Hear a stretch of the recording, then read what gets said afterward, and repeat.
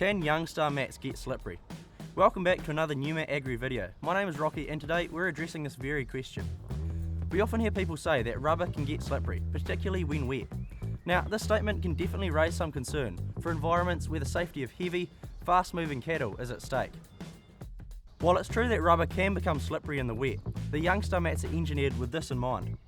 The key lies in the unique design of the hoof-stopping lugs. Many mats rely on friction-based patterns for grip, which can be great for less active and lighter animals.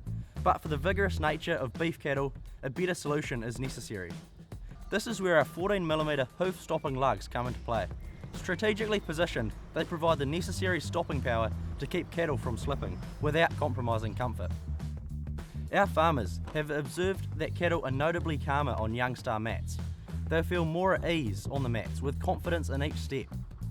Additionally, the design means easy cleaning, ensuring that the mats remain effective and hygienic over time.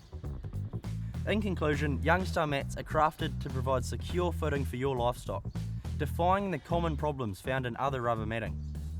For more information, visit our website. With YoungStar, you invest in the safety of your cattle.